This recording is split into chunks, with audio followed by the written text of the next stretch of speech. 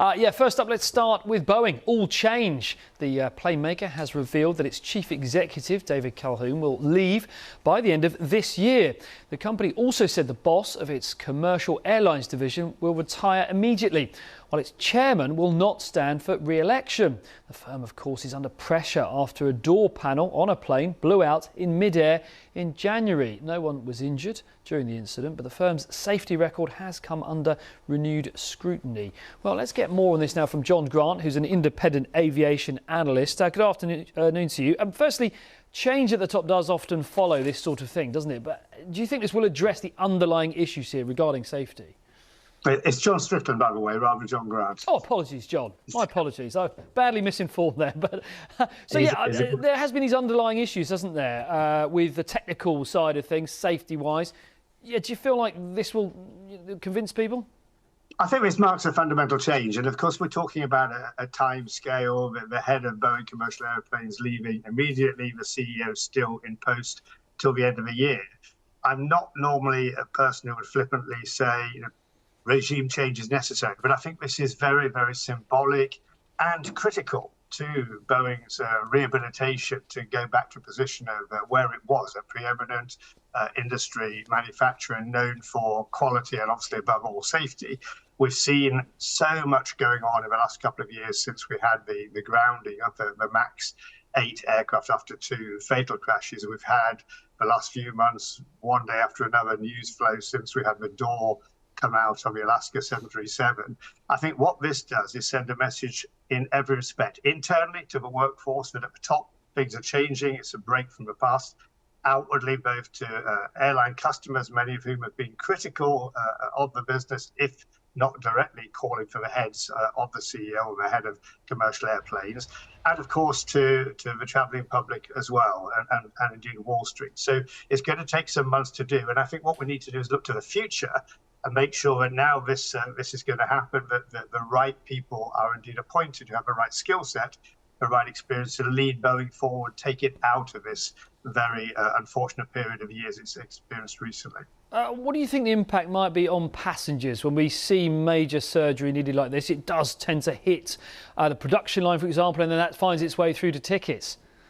Well, there should be no effect on production. I mean, it is a technical business for our production processes. Of course, the focus, the spotlight is already on quality. The lack of quality, the failures we've seen that have led to the most recent accident, for example, that work has to continue. Dave Calhoun, while he is still CEO, has said that he'll do everything possible to ensure that it's put right. The removal of executives below him now, including Stan Deal, head of commercial airplanes, recently the head of the 737 program, the one which is primarily the spotlight, have happened. But those processes have to continue to be adhered to, strengthened. We have the regulators, not least for FAA, looking with close scrutiny. Boeing's in the midst of a 90-day period when it has to come up with an action plan to put these things right. So it has to continue. Deliveries are still taking place to airlines. That in itself is a challenge for many delays, a lot of unhappy customers, including Ryanair, for example. But from a customer point of view, yeah, maybe there could be some peripheral impact on ticket prices this summer because capacity is tight. We've again already heard that from Ryanair and others. Boeing is not alone in having aircraft with technical challenges this summer, so capacity is tight. But I think day to day, the industry will perform within those constraints as it otherwise would. OK, John, listen, John Strickland there. Strickland, thank you very much indeed for your time there and that analysis there on Boeing. Well, let's get a bit more reaction from New York on this. I think we can cross now to Michelle Fleury, our North America business correspondent. Michelle, early days on the stock market, I guess. The reaction, though, has been pretty good so far. Will this be enough, do you think, to convince shareholders, investors?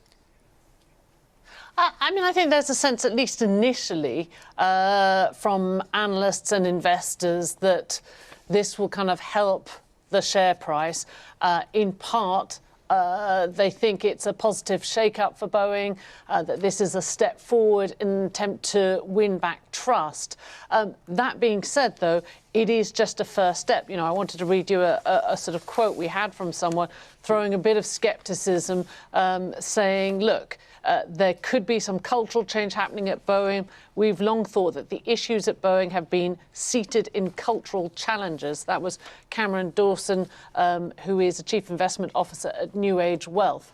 I think a lot will depend on who Calhoun's successor ultimately is and how far the company is able to show that it is changing the culture from the top.